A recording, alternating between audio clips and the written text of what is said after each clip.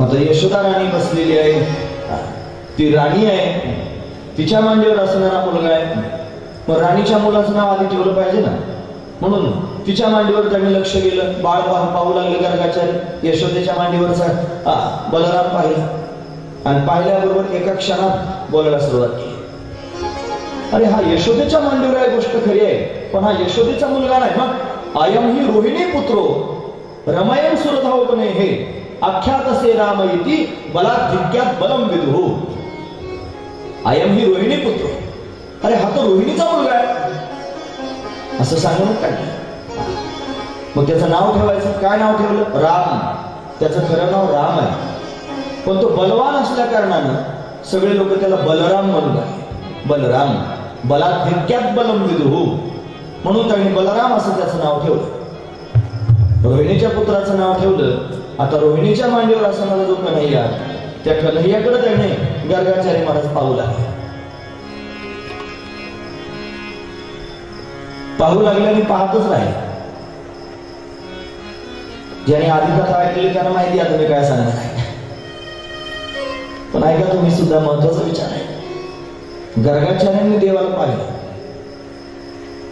आणि पाहिल्यानंतर फक्त पाहतच राहिले, काही बोललेच नाही. पाहतच राहिले. डोळे पण उघडे होते, तोंड पण उघडे, आवाज झाले, आवाज शब्दच फुटे ना, अशी स्थिती झाली. डोळे आणि तोंड दोन्ही पण उघडच आहे. सगळे पाहतात. यशोदा आणि रोहिणी माता, नंद बाबा सगळे जण पाहतायत. बाबा डोळे उघडे ठेवून, तोंड उघडे ठेवून त्यांनी पाहतायत. कोणत्या प्रकारची हालचाल नाही.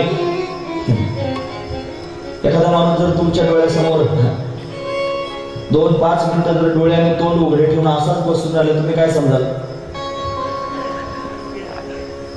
गेले. असंच वाटलं त्यांना सुद्धा.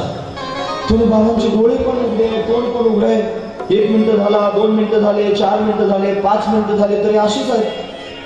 बायका कुजबुज करू लागल्या. तर म्हणले बाई हा बाबा त्यांनी आला खरा, तोंड उघडे, डोळे उघडे, गेली ती काय? नंदबाबा म्हणले शांत व्हा, उगीच काही पण म्हणलं का, मी विचारतो काय झालं. आणि असं हलवलं गर्गाचार्यांना. हो बाबा काय करतात? बाबा डचकले, डचकून जागे झाले आणि जागे होऊन त्यांनी महाराज पाहू लागले. काय करतात बाबा? माझ्या मुलाचं नाव ठेवताना? हो नंदा, तुझ्या मुलाचं नावच ठेवत होतो, पण त्याचं नाव ठेवण्याच्या छंदात मी माझंच नाव विसरून गेलो, मी माझं अस्तित्वच विसरून गेलो. असंच आहे भगवंताचं चिंतन. त्यापेक्षा असं न सांगता असं सांगितलं पाहिजे, असं केलं पाहिजे भगवंताचं चिंतन, असं केलं पाहिजे भगवंताचं चिंतन की त्याचं नाव घेता घेता आपलं नाव विसरून गेलं पाहिजे. आपण आपल्या नावावर जप करतो, संकल्प करून जप करायची तयारी असते, पण आपलं नाव घालून अमुक अमुक गोत्रोत्पन्नोहम, अमुक अमुक नाम शर्मणः. मग पुढे त्यांनी सगळा संकल्प असतो. मम आत्मना शुद्धी स्मृती पुरामुक्त पुण्यफल प्राप्त्यर्थम मम अस्माकम, सगळा संकल्प असतो नामस्मरण करण्याकरिता. स्वतःच्या नावाला पाणी घालून संकल्प आहे, पण खरा तर संकल्प स्वतःचं नाव घालवण्याकरता केला पाहिजे, हे जास्त महत्वाचं आहे. आणि खरा परमार्थ हाच आहे, स्वतःचं नाव संपवण्याकरिताच परमार्थ आहे. नाव वाढवण्याकरिता करीत असाल तर कोणाचं शिल्लक राहिलं नाही, मेले सगळे, काहीच कोणाचं शिल्लक राहिलं. वस्तुस्थिती हीच आहे. त्याचं चिंतन करता करता विसरले आणि विसरून मग सांगायला लागले, मी माझंच नाव विसरलो रे नंदा. हो म्हणे शुद्धी होत आहे. मग बोलायला लागले. का झालं असं? त्याचं कारण आहे, गर्गाचार्य महाराज ब्रह्मवेत्ता आहेत आणि भगवान परब्रह्म स्वरूप आहे, पूर्ण ब्रह्म आहे. ब्रह्मवेत्या पुरुषाला ब्रह्मस्वरूपाचा साक्षात्कार झाला की जे होत असतं त्याचं नाव आहे समाधी.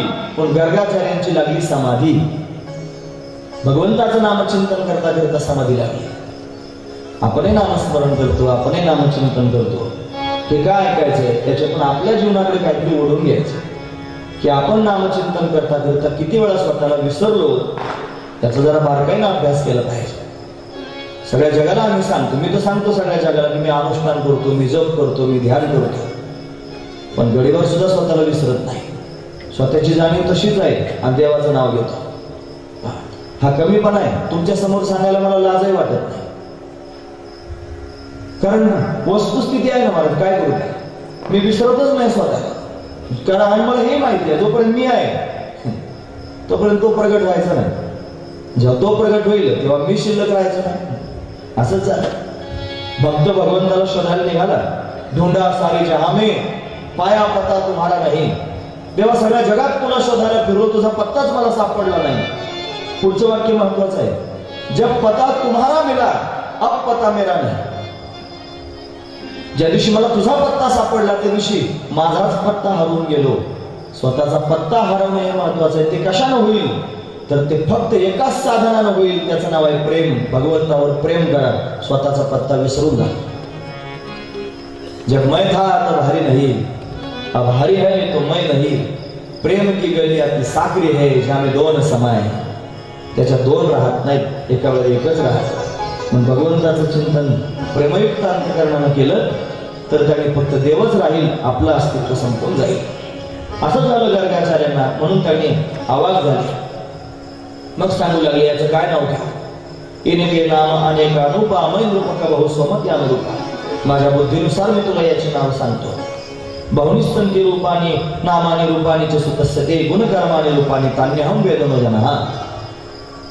याला अनेक नाव आहेत, त्याच्या गुणांनुसार त्याची नावं ठेवली गेले. म्हणून तसंच सांगतो. खरं सांगायला गेले आधी ते म्हणले असं आहे, हा वसुदेवाचा मुलगा असल्यामुळे याचं नाव वासुदेव ठेवण्यात येईल असं म्हणायला लागले. श्लोक आहे, प्रागयन वसुदेवस्य कश्चित् जाता आत्मा आत्मजः वासुदेव इति श्रीमान भिज्ञासं प्रचक्षते. खरं सांगायला लागले की वसुदेवाचा मुलगा आहे. पण कन्हैयानं त्यांनी तिरक्या नजरेनं पाहिलं गर्गाचार्यांकडे. हे बाबा खरं सांगायचं. जर नंदराजाला खरं सांगाल की मी वसुदेवाचा मुलगा आहे, मग त्यांना काय वाटतं, आपला मुलगा म्हणून केवढ्या आनंदात आहे. आणि त्याला तुम्ही खरं सांगायला निघाले, खरं सांगायचं नाही, मग आता काय सांगावं. शब्दच फिरवला. हा कधीतरी वसुदेवाचा मुलगा झाला होता, कश्यप कधीतरी, म्हणून त्यांनी याचं नाव वासुदेव ठेवण्यात येईल. म्हणून श्रीकृष्ण परमात्म्याचं खरं नाव वासुदेव आहे. पण भगवंताचा नामकरण झाला वासुदेव. मग कृष्ण का म्हणायचं, तो सगळ्या जगाला आकृष्ट करून घेणार आहे. म्हणून त्यांनी त्याला कृष्णाचं नाव त्यांनी प्राप्त झालं. वासुदेव कृष्ण असं सर्वजण म्हणू लागले. आता एक कृष्ण नाव त्यांनी महाराज झालं, खरं गोष्ट खरी आहे. सगळ्या लोकांना कृष्ण घ्याय घ्यायला म्हणता येतं असं नाही. यशोदा राणी तिला कृष्णच म्हणता येतं. ज्यांचं शिक्षण झालेलं नाही, वयोवृद्ध जुनी माणसं आहेत, त्यांना तुम्ही म्हणा रामकृष्ण हरी, ते म्हणतात रामकिसन आहे. म्हणा रामकृष्ण हरी, ते म्हणतात रामकिसन आहे. अहो किसन नाही, तुम्ही कृष्ण म्हणा. नाही, रामकिसन आहे. का बरं किसन? कृष्ण म्हणता येत ना, आडवं पडतं म्हणायला. मग कृष्ण म्हणा, किसन म्हणतात. यशोदा राणीला कृष्ण म्हणताच येईल. मग तिने तिच्या पद्धतीने नावं ठेवलं. तिने कृष्णाचा किशन करून टाकला. कन्हैया, कान्हा, कन्हवा, लाला, लल्ला, गोविंद, माधव, केशव अशी अनेक नावं यशोदेने कन्हैयाला ठेवली. आणि अनेक नावांनी त्यांनी कन्हैयाला हाका मारायला सुरुवात झाली. सगळ्या गावात मात्र बातमी पसरली की रोहिणीच्या मुलाचं नाव ठेवलं राम आणि यशोदेच्या मुलाचं नाव ठेवलं कृष्ण. सगळ्या गावाने जणू काय राम आणि कृष्णाची माळच गळ्यात धारण केली. आणि रामकृष्णाच्या छंदात सगळा गाव आनंद विभोर होऊन नाचू लागला. मैंने माला बनाई कृष्ण नाम की, मैंने माला बनाई कृष्ण नाम की, माला बनाई कृष्ण नाम की, मैंने माला बनाई कृष्ण नाम की, कृष्ण नाम की, माला नाम की.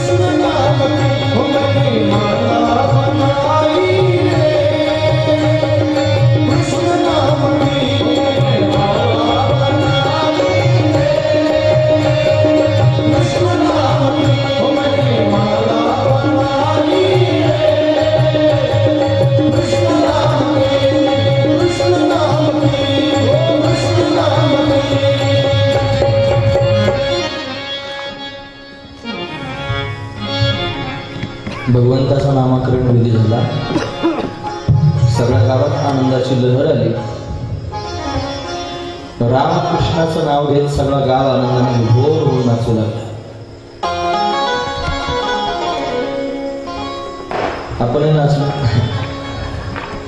आपल्या घरी मुलांची नावं आपण ठेवतो त्यावेळेला किती आनंद साजरा करतो नाही. मला देवाचं नाव ठेवलं त्यात थोडं नाचलं कुठं बिघडलं. उलट आपलं भाग्य समजा की आपण भगवंताच्या नामकरण विधीत सहभागी आहोत. आनंदात कृष्ण नाव ठेवलं, राम नाव ठेवलं, वासुदेव नाव ठेवलं. या प्रत्येक नावामध्ये काय अर्थ आहे. कृष्णच का आता वेळ माझी संपून गेली अर्थ सांगायला. पण रोजच ऐकतो कृष्ण म्हणजे आकृष्ट करून घेणारा. राम रमयन सुरधो गुणैही असं स्पष्ट उच्चार आहे त्याच्यात. जो रमन करतो तो राम. सगळ्या ठिकाणी रममान झालेला आहे त्याचं नाव आहे राम. जो चैतन्य रूपानं आपल्या सर्वांच्या आतमध्ये रमलेला आहे त्याचं नाव आहे राम. जो कणाकणात रमून राहिलेला आहे त्याचं नाव आहे राम. रामच पाहायचा असेल तर फक्त कोदंड पाणी राम पाहण्यापेक्षा रामाला असंही पाहिलं पाहिजे. असं राम पाहायला शिका आणि मग कोदंड पाणी रामाची जन्मभर पूजा करा. पहिला राम दशरथ का बेटा, दूजा राम घट घट में बैठा, तीजा राम जगत पसारा, चौथा राम सबसे न्यारा. असं रामाला चारही रूपांनी जाणा आणि मग राम राम म्हणा. नाही तर घटघट में बैठा राम दिसला नाही, माणसा माणसातला राम दिसला नाही आणि माणसाला दुखावत राहिला तर मंदिरात जाऊन पूजा करत राहिला तर राम कधीच प्रसन्न होणार नाही. कधीच नाही. राम प्रसन्न व्हावा असं जर वाटत असेल तर आधी माणसांमधला राम जाणून त्याची सेवा करा. त्याला सुख द्या, त्याला समाधान द्या. ती त्याची खरी सेवा आहे. असा राम गरजेचा आहे महाराज. तो कणाकणात व्याप्त आहे, गच्च भरलेला आहे. फक्त तोंडाने म्हणतात लोक सत्यम शिवम सुंदरम. सुंदर आहे पण त्याचं सौंदर्य या सृष्टीच्या रूपानं बहरलेलं आहे. तोच सर्वत्र गच्च भरला आहे. उगीच मगा चपलांचे धन्यवाद करा म्हणून सांगत होतो. तर त्यातही काय भाव होता की त्याच्यात सुद्धा कुठं नाही अशी जागाच नाही. कहा पगडारू देखे आनेरा, देखा तो सब ओहीने घेरा. कुठे पाय ठेवू. त्याच्या वाचून दुसरं काही नाहीच. जागाच शिल्लक नाही पाय ठेवायला सुद्धा. माझे चपलीत पण आहे. वाईट वाटलं नाही ऐकायला. आपण तो सगळ्याच ठिकाणी आहे ना, मग ते सोडून तरी कसा राहील. वस्तुस्थिती स्वीकारली पाहिजे. बराच वेळ गरजेचं आहे महाराज. सगळ्या ठिकाणी आहे, फक्त सगळ्या ठिकाणी आपण पाहिलं पाहिजे. हरी व्यापक सर्वत्र समाना फक्त म्हणण्यापेक्षा पाहिलं पाहिजे. हरी हा व्यापक सर्वगत, हा तो मुख्यत्वे वेदांत. पण चिंतनाशी चित्त असू द्यावे साधन. चिंतन करण्याकरिता चित्त तर साधन असलं पाहिजे ना. म्हणून माणसा माणसात आहे रामच आहे, कणाकणात आहे रामच आहे. दशरथाचा मुलगा होऊन रावणाचं दंडन करण्याकरिता आला तो सुद्धा रामच आहे. आणि या सगळ्यांच्या पलीकडे जिथे शब्द शोधला जात नाही आणि ते त्याचं स्वरूप तो पण रामच आहे. पण असं समजून घेतलं पाहिजे. नाहीतर मैंने माला बनाई राम नाम की, कृष्ण नाम की अशी नाही. त्याला असं जाणून त्याच्या चिंतनात विभोर झालं पाहिजे. हे सांगण्याचा अट्टहास आहे माझा. मनापासून सांगतोय. खरंच मी आधी प्रयत्न करतोय. शहाजूकपणा करायला काय लागतं. तुमच्यासमोर मी शहाजूकपणा करू शकतो. तुमच्यावर छाप करून घ्यायला काय लागतं. पण मला शहाजूकपणा करायचा नाही. मला वस्तुस्थिती सांगायची. तुम्हाला सांगितल्यानं माझं तयार होणार आहे. तुम्हाला सांगितल्यानं माझं तयार होणार आहे. आणि त्याचा पुढचा मुद्दा सांगतो. जर तुम्हाला मी सांगतोय आणि मी जर माणसा माणसात राम पाहिला नाही, कणाकणात त्याला पाहिलं नाही, तर माझं मनच लाजेल. लाज वाटेल माझी मलाच. सांगतो काय तोंडवर करून लोकांच्या समोर. लाज वाटते का.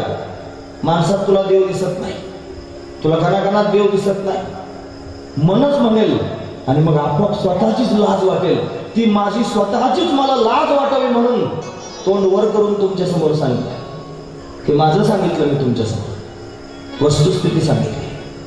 म्हणून समजून घ्या आणि खरोखर अशा पद्धतीनं रामाला भाजायला सुरुवात करा, तर तो कोदंडपाणी राम प्रसन्न होऊन प्रगट होईल आणि दर्शन देईल. असं कधीच दर्शन देणार नाही.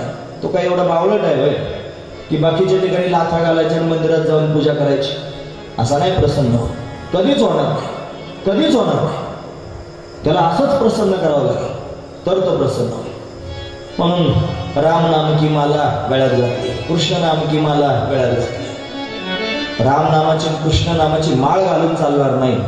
रामाला ओळखून रामाला जाणून मग राम म्हणलं की मग राम प्रसन्न होईल, असं होणार नाही.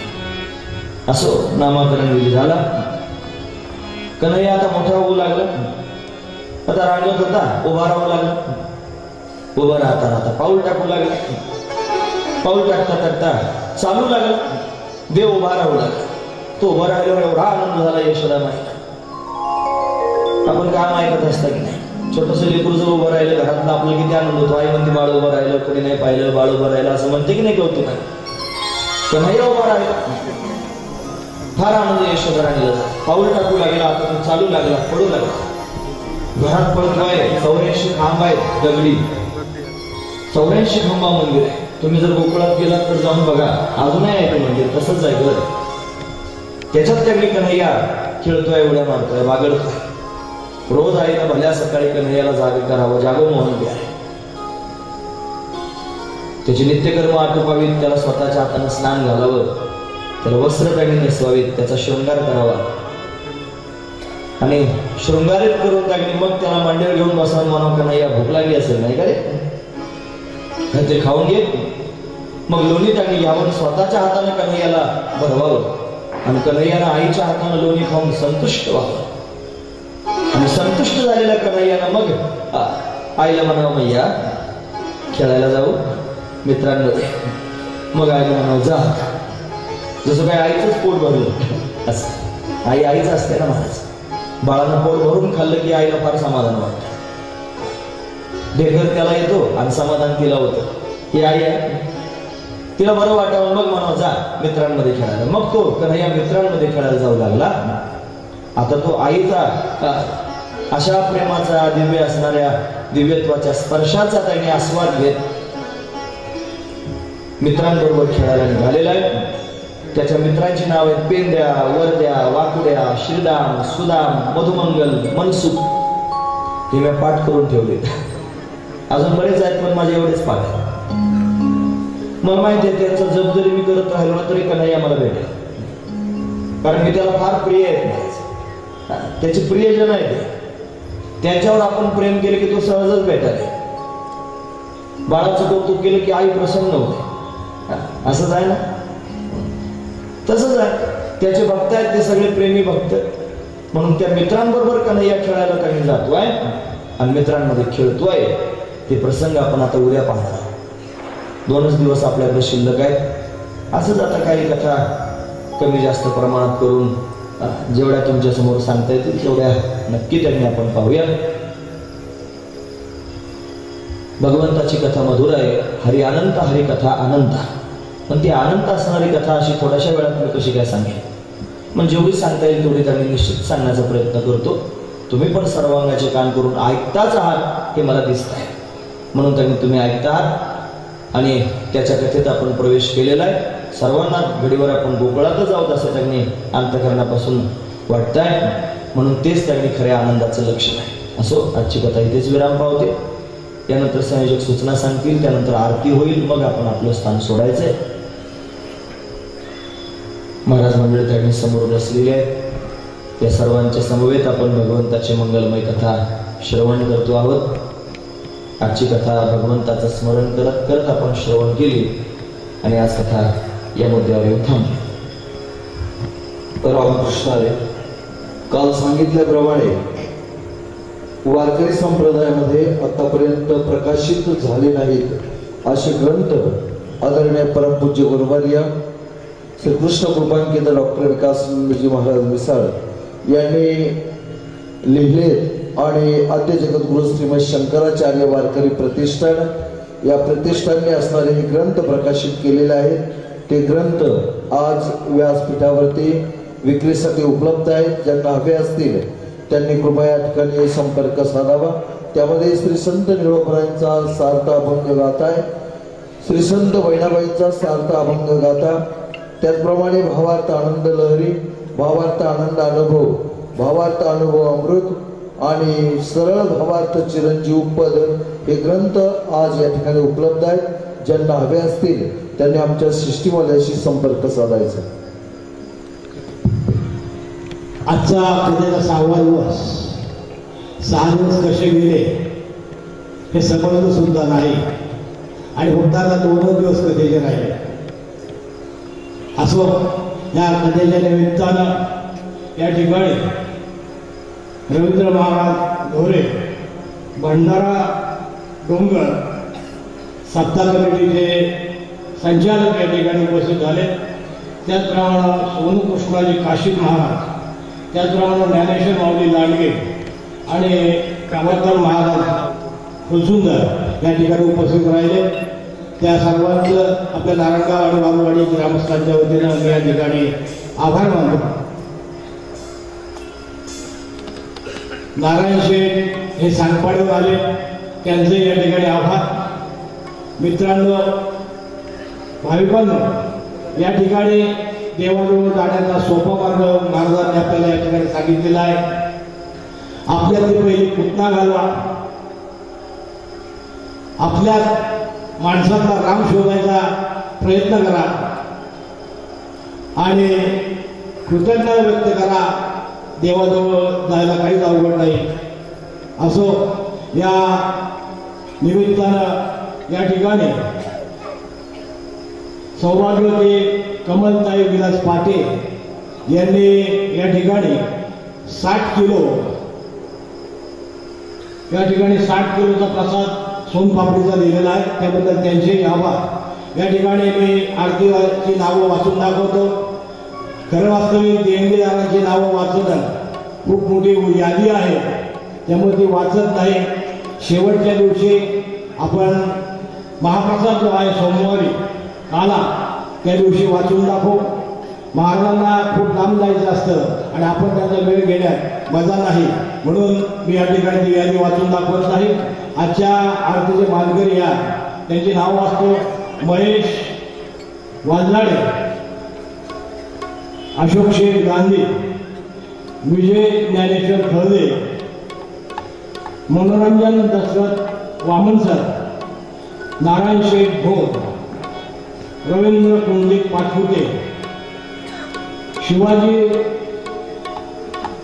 शिवजी देवजी पटेल, संजय गणपत शिंदे, रमण शेठ दादाभाऊ खांडगे, अनिल मालानी, संतोष तानाजी वाजगे यांची नावं वाचली त्याने ताबडतोब आरतीसाठी यायचं आणि बाकी यांनी आरतीसाठी सर्वांनी उभं राहायचं। महेश वाळझाडे, अशोक शेठ गांधी, विजय ज्ञानेश्वर खळदे, मनोरंजन वामनसर, नारायण शेठ भोर, रवींद्र कुंडलिक पाचपुते, शिवजी देवजी पटेल, संजय गणपत शिंदे, रमण शेठ दादाभाऊ खांडगे, अनिल मालानी आणि संतोष तानाजी वाजगे। आरतीनंतर ज्या भाविकांना ओरिजिनल तुळशीच्या माळ्या हव्या असतील, स्टेजवरती आमच्या तबलजी त्यांच्याकडे त्या ओरिजिनल तुळशीच्या माळ्या आहेत।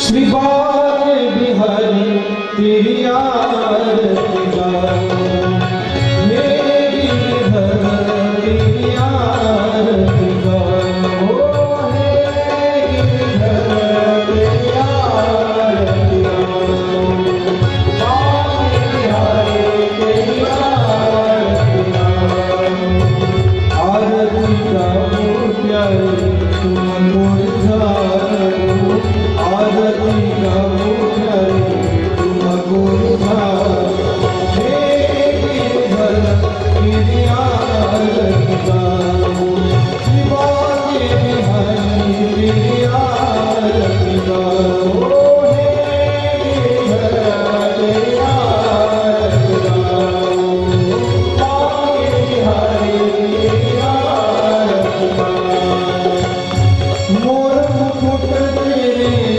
माथे पे सोए, प्यारी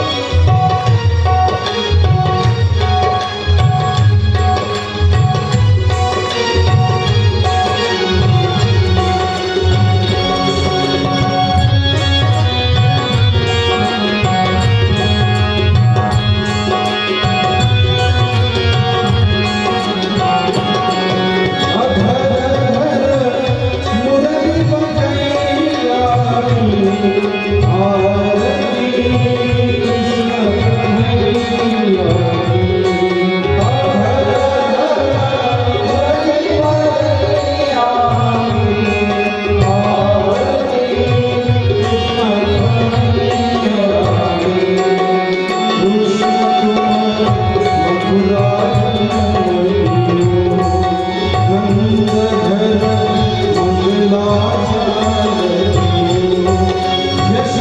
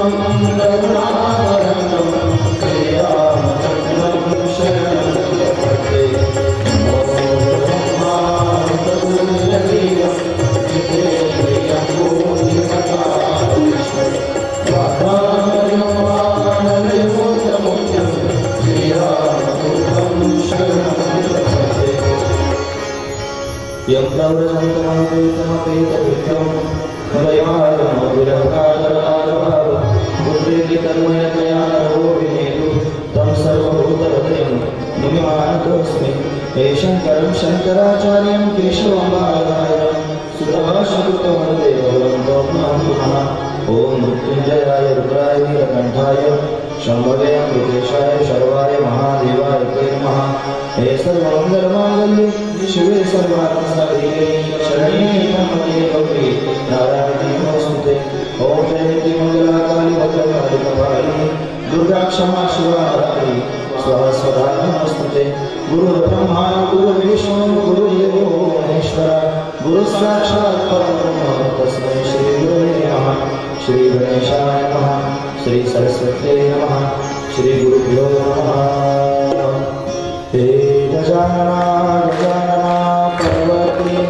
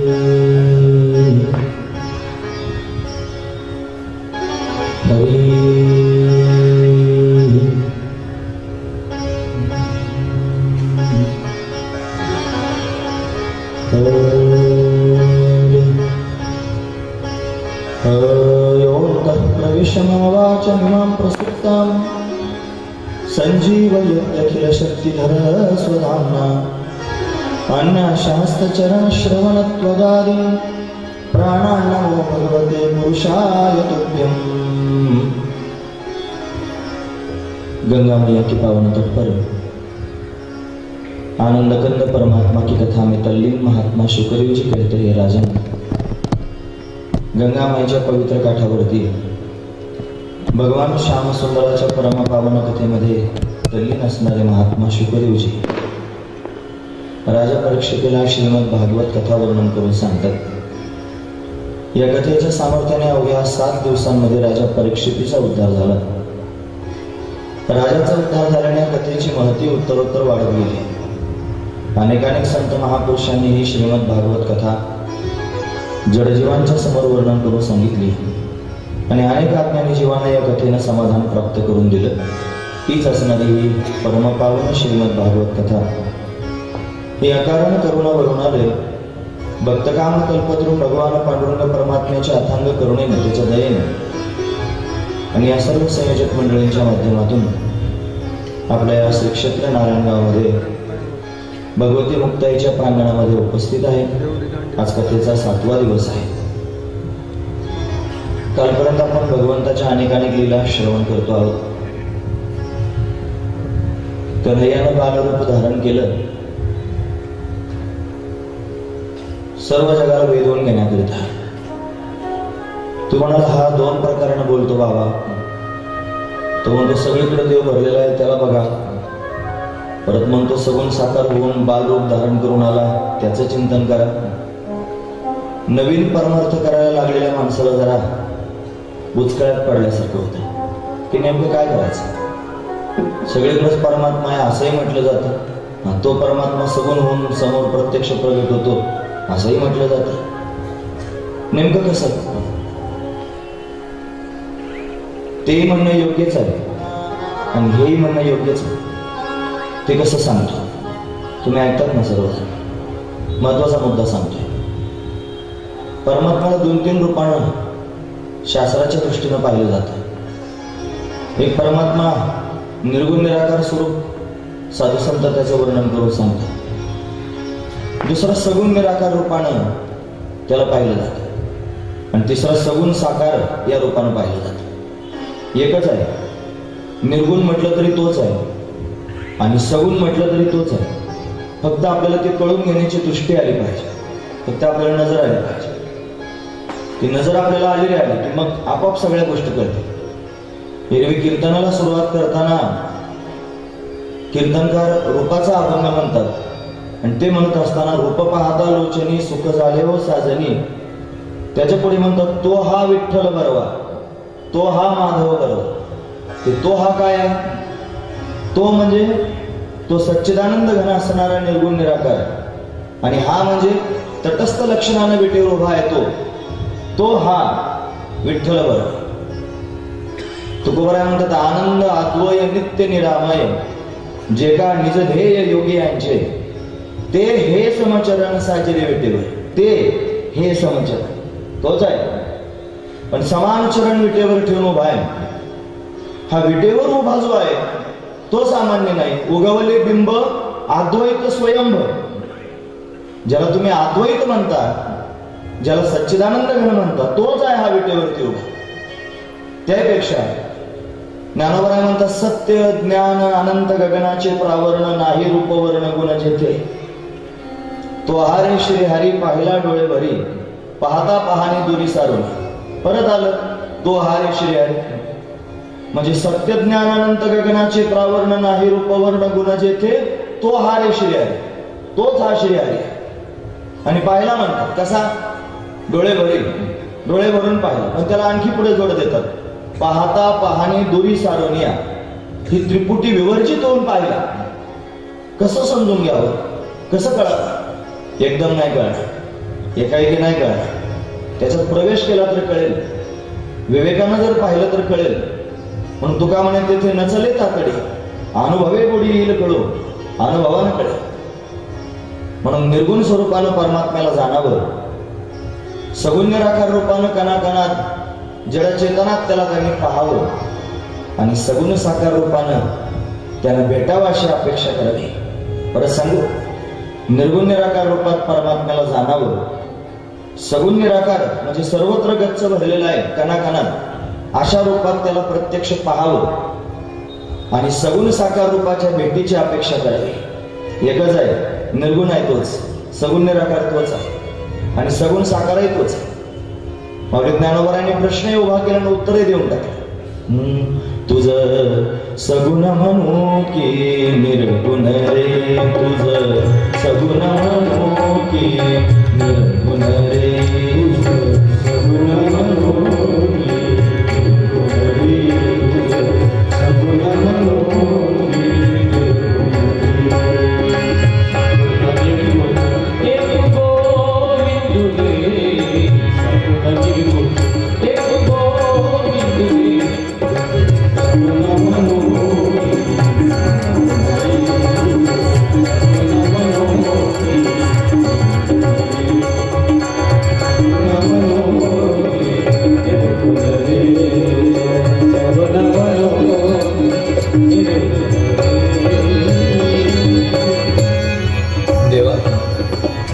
सगुण म्हणू का निर्गुण म्हणू रे, नेमकं म्हणू काय? मग उत्तर त्यांनीच दिलं. मला कळालं, सगुण निर्गुण एक गोविंद रे. सगुण तूच आहेस आणि निर्गुण तूच आहेस. तुझ्या वाचून जर काही शिल्लकच नाही तर मग सगुण निर्गुण हे सगळं म्हणायची गरजच काय? तूच तू आहेस सगळ्याकडे. म्हणून अशा रूपानं परमात्म्याला जाणलं पाहिजे. फक्त जाणून थांबू नका, त्याला कणाकणात पाहिलं पाहिजे, प्रत्येक वस्तूत पाहिलं पाहिजे. आणि फक्त पाहून थांबलं नाही पाहिजे, तर मग त्याच्या सगुण साकार रूपाच्या दर्शनाची अपेक्षा केली पाहिजे. मग तो भेटत असतो. असंच झालं. मोठे मोठे योगी, जपी तपी, कल्पची कल्प तपश्चर्या करणारे जे ज्ञानी महापुरुष आहेत, त्यांनी तपश्चर्या केली. त्या तपश्चर्याला परमात्मा प्रसन्न झाला. प्रसन्न झाल्यावर विचारला, हो काहीच करायचं शिल्लक राहिलं नाही तुम्हाला, तरी तपश्चर्या करता, काय पाहिजे? आणि काय नाही देवा, ते ब्रह्मज्ञान प्राप्त झालंय, गोष्ट खरी आहे, पण ते नको आहे आम्हाला. नको ब्रह्मज्ञान, आत्मस्थिती भाव. मी भक्त, तू देव आहेस कर. मी भक्त असावं, तू देव असावा, असंच कर. हे प्रेम आहे, विलक्षण प्रेम आहे. हे सहजासहजी सगळ्यांना कळत नाही. फार मोठा ज्ञानी झाला म्हणजे त्याला प्रेम कळेल असं नाही. प्रमाण सांगतो, भक्ती प्रेम सुख नेनवे आणि का पंडित वाचका ज्ञानी असे. पंडिताला कळत नाही, वाचकाला कळत नाही, ज्ञानी झाला तर त्यालाही कळत नाही. त्यापेक्षा पुढे सांगितलं, आत्मनिष्ठ जरी झाले, जीवनमुक्त, एखादा आत्मनिष्ठ जरी झाला, जीवनमुक्त जरी झाला, तरी भक्ती सुख दुर्लभत्या, तरी भक्तीचं सुख त्याला दुर्लभ आहे. मग ते कळेल केव्हा? तुका म्हणे कृपा करेल नारायण, तरीच हे वर्म पडे ठाय. जेव्हा नारायणाची कृपा होईल, जेव्हा परमात्मा कृपा करेल, तेव्हा भक्तीचं प्रेमाचं वर्म कळेल. पण प्रेम अशी वस्तू आहे जी त्यांनी सगळ्या जगाला विसरून टाकायला कारणीभूत आहे. नाश होणं वेगळं, बाद होणं वेगळं आणि विसर पडणं वेगळं. आपल्या सगळ्या लोकांना, सगळ्या जीवांना या जगतापासून त्रास होत आहे. सगळ्या दुःखाला कारण हे सगळं प्रत्यक्ष दिसणारं उपाधी स्वरूप असणारं हे जगतच आहे. जोपर्यंत उपाधी आहे तोपर्यंत हे सगळं होतच राहणार आहे. जसं आरशात तोंड पाहू लागलो आपण की प्रतिबिंब दिसतं, कुठपर्यंत दिसेल? जोपर्यंत आरसा समोर आहे तोपर्यंत दिसणारच. म्हणून हे दिसतच आहे डोळ्यासमोर, तोपर्यंत त्याच्यातल्या गुणधर्मांना ते दाखवणारच आहे. मग तुम्ही या जगताला घालवण्याचा जर प्रयत्न केला क्रियेनं, तर काय काय घालवता येणार नाही. मग काय केलं पाहिजे? मग याचा बाध केला पाहिजे ज्ञानानं. ज्ञानानं त्यांनी या जगत स्वरूपाला जाणलं पाहिजे. काय आहे हे? असत आहे, जड आहे, दुःखरूप आहे असं त्याला जाणावं आणि जाणून ज्ञानानं त्याचा बाध करून टाकला. बाध म्हणजे काय? गुरुजी म्हणायचे, गुरुजी म्हणजे वैकुंठवासी रंगनाथ महाराज परभणीकर. ते म्हणायचे बाध म्हणजे नाहीचा निश्चय. हे जगत नावाची वस्तू झालीच नाही. काल आपण प्रमाण पाहिलं, प्रपंच एक झाला होता, हे तो समळ मिथ्यावाद. म्हणून प्रपंच नावाची गोष्ट झालीच नाही, या भूमिकेत निघून जाणे याचं नाव आहे बाध. पण नाही म्हणल्याने काय भूक लागायची बंद होईल का? झालंच नाही म्हणल्याने काय आता थंडी वाजायची बंद होईल का? झालंच नाही म्हणलं ना ऊन लागायचं बंद होईल का? ते जोपर्यंत ते उपाधी रूपाने आहे तोपर्यंत त्याचं काम करणारच आहे. फक्त त्याच्यात नांदत असताना महात्म्याला ते खरं वाटत नाही, याचं नाव आहे बाद. हे बाद आहे. बाद झाल्यानं सुखदुःखाची हलकावे भोगावेच लागतात. फक्त ते त्याला खरे वाटत नाही म्हणून तो समाधानी असतो, ज्ञानी. तर त्याच्या पुढचा मुद्दा सांगतो की याचा विसर पडावा. विसर पडावा. याचा जोपर्यंत विसर पडत नाही तोपर्यंत जीवाला सुख प्राप्त होऊ शकत नाही. दोन प्रकारचा प्रपंच आहे, दोन प्रकारचा संसार आहे. एक समष्टी आहे, म्हणजे बाहेरचा सगळा जेवढा तुम्हाला घेता येईल विचारात तेवढा सगळा समष्टी आहे. आणि व्यष्टी म्हणजे शरीर, हे शरीर सुद्धा संसारच आहे. जोपर्यंत आपल्याला याचा विसर पडणार नाही तोपर्यंत आपल्याला सुख प्राप्त होणार नाही. मग बाहेरच्या संसाराचा विसर पडावा आणि शरीररूपी संसाराचाही विसर पडावा. त्यापेक्षा तुकोबरांनी गोड मागणी मागितली देवाकडे. देवा आता ऐसा करी उपकार, देहाचा विसर पाडी माझ, तरीच हा जीव सुख पावे माझा, बरे केशीराजा कळ आले. ते असं नाही म्हणले देवा आता काय ऐसा करी उपकार, देहाचा नाश करी माझ्या, असं नाही म्हणले. देवा आता ऐसा करी उपकार, देहाचा बाध करी माझ्या, असं नाही म्हणले. देवा आता ऐसा करी उपकार, देहाचा विसर पाडी माझा, असं म्हटलं. क्रियेनं नाश होत असतो, ज्ञानानं बाध होत असतो. पण विसर जर पडायचा असेल तर एकमेव साधन आहे, त्याचं नाव आहे प्रेम. प्रेम. प्रेमाशिवाय विसर पडणार नाही. म्हणून प्रेम प्राप्त झालं पाहिजे, ते भगवंताचं प्रेम. म्हणून त्या परमात्म्याला निर्गुण स्वरूपामध्ये जाणार, त्याला कणाकणामध्ये त्यांनी डोळे भरून पहा आणि मग त्यांनी प्रेमानं त्याला भेटण्याची अपेक्षा करा. त्याचं प्रेमानं चिंतन करा. तो सगुण साकार होऊन तुमच्या समोर प्रत्यक्ष प्रगट होईल. मग जगाचाही विसर पडेल आणि स्वतःचाही विसर पडेल. आपुल्याचा विसर भोळा, गोविंदू काळा कवतुके, स्वतःचा पडलेला विसर आहे.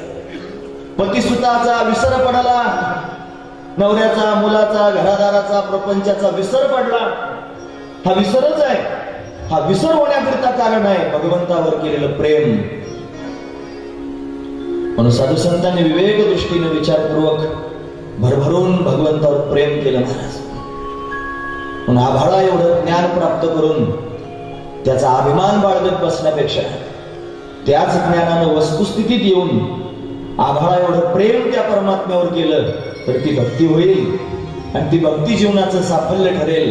हे तेवढंच महत्वाचं आहे. हे अनुभवाच्या कक्षेत गेल्याशिवाय कळत नाही.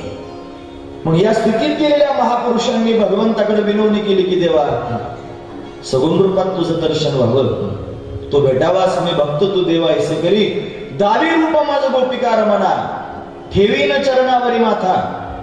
बऱ्याच वेळा आपण चुकीचा पाठ म्हणतो, ठेवू दे चरणावरी माथा. तसं नाही, ठेवीन चरणावरी माथा. तुम्ही बघा मालिकेत म्हणजे कळेल. आणि पुन्हा विशेष रूपानं सांगतात तुका म्हणे असे न लावे उशीर, माझे अभ्यंतर जाणून शेवटच्या चरणात सांगितलं. मग तो भेटल्यावर काय करणार आहेत? मध्यंतरीचं बोलणं आहेच ना, पुसता सांगेन हिंद गुज माग पैसून एकांत सुख गोष्टी. पण याला उशीर लावू नकोस आता. असं ज्या वेळेला ते दिव्य महापुरुष जे ज्ञान संपन्न आहेत, ज्ञानानं ज्यांनी आत्यंतिक प्रलय जीवनामध्ये आणलेला आहे, त्यांनी भगवंताची विनवणी केली आणि मग भगवंताने ठरवलं यांच्याबरोबर खेळायचं, त्यांच्यावर उड्या मारायच्या, यांच्याबरोबर बागडायचं. नव्हे तो तर सच्चिदानंद घन आहे, निष्काम निराळा. तो निष्काम आहे, निराळा आहे. तरी त्यानं चाळा लावला. चाळा लावला गोप गोपीनाथे, गोपी लावला चाळा. कशाकरिता? तो निष्काम आहे, गोष्ट खरी आहे. पण निष्काम असणारा परमात्मा सुद्धा भक्तांकडून प्रेमाची अपेक्षा करतो. हे त्याच्यातलं विशेषत्व आहे. म्हणून थोर प्रेमाचा भुकेला हा जे दुष्काळात आहे असं म्हटलं.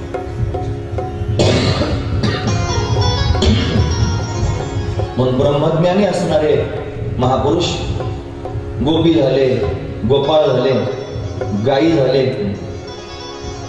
हरण झाले, वृक्ष झाले, काय ज्यांना ज्यांना होता येईल ते झाले. आणि हे होऊन ब्रजभूमीत आले, त्याची वाट पाहत होते. म्हणून त्यांच्याकरिता प्रत्यक्ष प्रगट झाला. आणि प्रगट होऊन मग त्यांना आनंद देऊ लागला. कोणाकोणाला सांगितलं होतं तिथे येणार आहे तुम्ही या, कोणाला शाप मिळालेले होते तिथे येणार आहे देव तुम्ही तिथे जा. मग त्याच्या स्पर्शानं कोणी उद्धरून गेलं, त्यानं गळा दाबून कोणाला त्यांनी उद्धरून टाकलं. त्याच्या दोन शक्ती आहेत महाराज, तुम्ही ऐकतात ना सर्वजण. भगवंताकडे दोन शक्ती आहेत, एक आहे अनुग्रह शक्ती, दुसरी आहे निग्रह शक्ती. भक्तांवर करतो अनुग्रह आणि दुष्टांचा करतो निग्रह. अनुग्रह आणि निग्रह.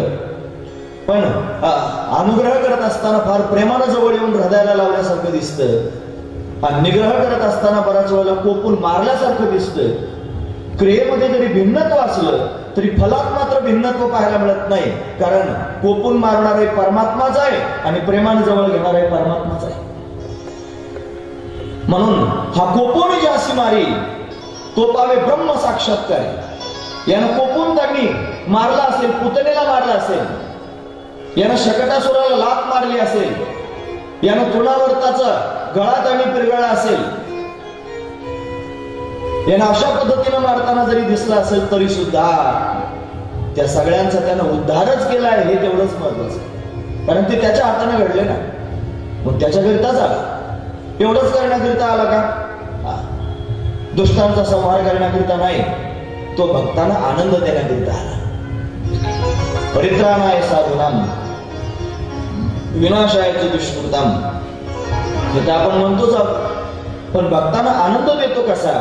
मग आनंद देण्याकरिता हा यशोदा राणीच्या अंगणामध्ये रांगू लागला. रांगता रांगता हा कन्हैया हे आनंद देण्याकरिता सांगतो. तो आनंद कसा देतो? उभं राहता राहता चालू लागला, चालता चालता पळू लागला आणि पळता पळता मित्रांमध्ये खेळू लागला. या मुद्द्यावर आपण काल आलो होतो. आईनं कन्हैयाचा शृंगार करावा, त्याला स्वतःच्या हातानं लोणी खाऊ घालावं आणि मग त्यानं हळूच विचारावा, जसं फार आज्ञाधारक आहे, आई मी जाऊ का ग मित्रांबरोबर खेळायला? माझे मित्र माझी वाट पाहत असते. मग आईनं आनंदानं म्हणा, हो आता खाऊन झालंय ना, जा कन्हैया. मग कन्हैयानं धावतच जावं. मुरली त्यांनी हातात असावी बासुरी आणि ती वाजवावी. फक्त वाजवावी असं नाही, त्या बासुरीतून नावं घ्यावेत गोपाळांची. ए पेंद्या, हे वरद्या, हे वाकुड्या, हे सुदाम, श्रीराम, मधुमंगल, अशी मित्रांची नावं घ्या आणि मित्रांना ती ऐकू जावे. त्याची बासुरी वाजतेच आहे, ती बंदच होत नाही कधीच, सतत वाजत राहते. पण ती त्यांनाच ऐकू येते ज्यांच्या चित्तातून वासनेचा पडदा दूर झालेला आहे. जोपर्यंत आपल्या चित्तामध्ये संसाराची तिळमात्रही वासना आहे तोपर्यंत कन्हैयाचा पावा ऐकू येत नसतो. जोपर्यंत माझ्या पोटामध्ये धनाची, मानाची, प्रतिष्ठेची, वैभवाची, मोठेपणाची, सगळ्या लोकांनी मला बुवा म्हणावे अशी अपेक्षा आहे, अशी वासना आहे, खानपानाची, सगळ्या जगाची वासना जोपर्यंत माझ्या पोटात आहे तोपर्यंत मला कधीच मुरली ऐकू येणार नाही, कधीच मला पावा ऐकू येणार नाही. तो वाचतोय पण तो कधीच बंद होत नाही आणि मला कधीच ऐकू येत नाही. त्याचं कारण एवढंच आहे की पडदा आहे समोर, वासनेचा पडदा. ज्याच्या चित्तातून वासनेचा पडदा कायमस्वरूपीचा निघून गेला त्याला ही बासुरी सतत ऐकू येते. महाराज मस्त आहे, गोड आहे ती बासुरी, विभोर करून टाकणारी आहे. म्हणून गोपाळांची नावं घ्यावीत, गोपाळांनी धावत जावं आणि मग छोट्या छोट्या गोपाळांबरोबर त्यांनी महाराज कन्हैयानं खेळ मांडावा. खेळावं यमुनेच्या वाळवंटात. बोबड्या बोबड्या शब्दात त्यांनी कन्हैयानं बोलावं. 4-5 वर्षाचा कन्हैया फार गोड शृंगार केलेला. खेळता खेळता मित्रांनी खेळायचं विसरून जावं त्याच्याकडे पाहतच राहा आणि पाहून त्याचं सौंदर्य पाहून विभोर व्हावं. किती सुंदर आहे, किती सौंदर्य त्याचं वेधून घेणार आहे. आईने कसा शृंगार त्याचा केलाय. जरी की पगड़ी बांधे सुंदर हाथों वाला, कितना सुंदर लाग बिहारी, कितना लाग प्यारा. जरी की पगड़ी बांधे सुंदर हाथों वाला, कितना सुंदर लाग बिहारी, कितना लाग प्यारा. जरी की पगड़ी बांधे सुंदर हाथों वाला,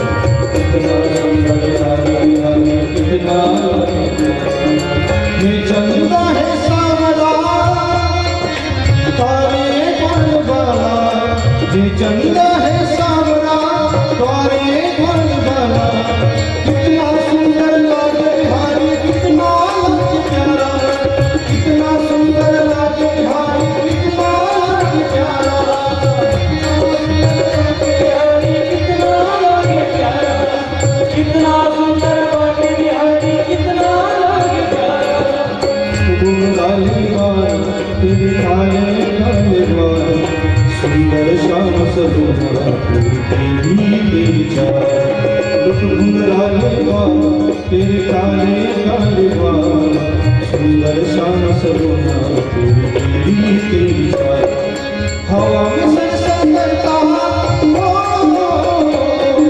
हवा में सरसर करता तेरा पिपला मत वाला कितना सुंदर लागे बिहारी कितना लागे प्यारा कितना सुंदर लागे बिहारी कितना लागे प्यारा कितना सुंदर लागे बिहारी कितना लागे प्यारा कितना सुंदर लागे बिहारी कितना लागे प्यारा।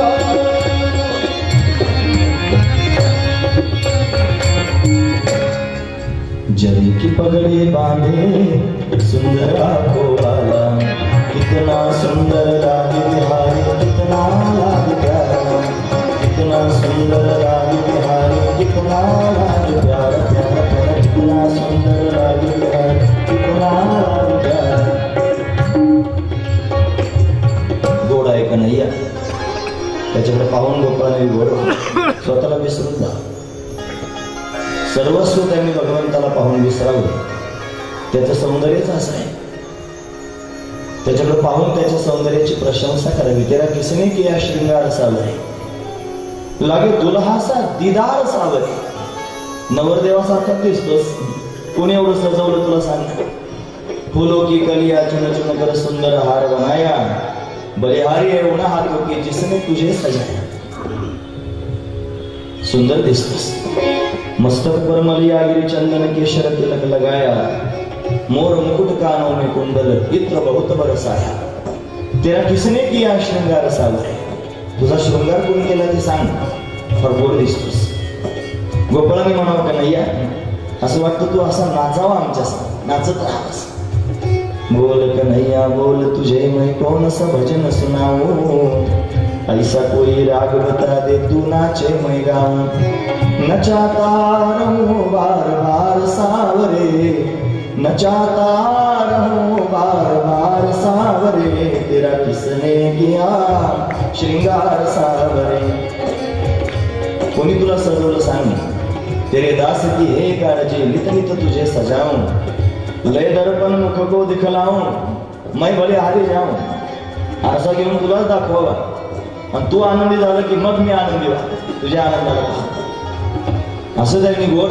चिंतन गोपाळांनी भगवंताच्या सानिध्यात भगवंताचं करावं त्याच्या शास्त्र मधुर त्यांनी बोलावं भगवंतानं त्यांनी उड्या माराव्या खेळतोय यमुनेच्या काठावर खेळता खेळता या कन्हैयानं सगळ्या मित्रांचा डोळा चोरून यमुनेच्या काठावरची मातीच घेतली महाराजांनी आणि ती माती तोंडात टाकली खायला सुरुवात केली माती खातोय तो माती खातोय असं गोपाळाने पाहिलं पाहिल्यानंतर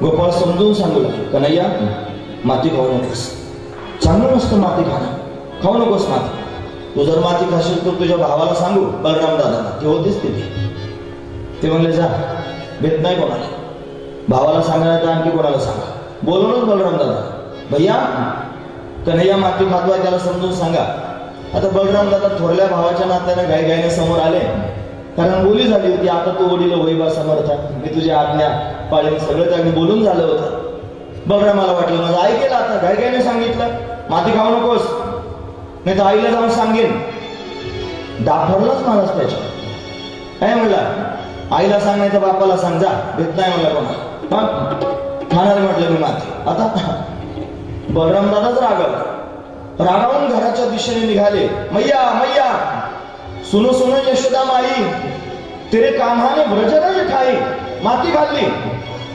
छोटोसो माती को ढेलो तिने गटक गटक गटकाई सुनो सुनो यशोदा माई मला आता प्रमाण म्हणायला आणि भजन म्हणायला वेळ नाही हो गोवर्धनजी दिसतात ना अजून फार दूर जायचं म्हणून माती खाल्ली कन्हैयानं यशोदा माईला कळालं माई रागावली हका मारू लागली कन्हैया ए कान्हा ए कन्हवा ए लाला धावतच आला कन्हैया काय काय का हका मारतेस काय ऐकतोय मी माती खातोस प्रश्न विचारला, तुम्ही ऐकतात ना सर्व. महत्वाचा मुद्दा सांगतोय, एका वाक्यात उत्तरे द्या. आता पोरांच्या परीक्षा झाल्या, पण परीक्षाच आहे. माती खातोस? एका शब्दातच उत्तर दिलं, नाही. खाऊन तर बसला, नाही म्हणतोय. मग आता मातीत जर खाली म्हणल्यावर ते काय लपणार थोडंच आहे. खोटं बोलतोस म्हणे वरून. बलराम काय खोटं सांगतो का मला? असं आईनं म्हटल्याबरोबर यानं म्हणायला सुरुवात केली, बलराम दादा खोटं बोलतो, खोटं बोलतोय बलराम दादा. तो आहे आमचा पक्षपाती. वीर संभाजी महाराज की जय. ओम नमो पार्वती पते हर हर महादेव. आज के आनंद की जय. कृपया महाराज जोपर्यंत ते आहेत तोपर्यंत स्टेजवर आहेत तोपर्यंत पुढे वर येण्याचा प्रयत्न करू नका. कृपया महाराज स्टेजवर जोपर्यंत आहेत तोपर्यंत पुढे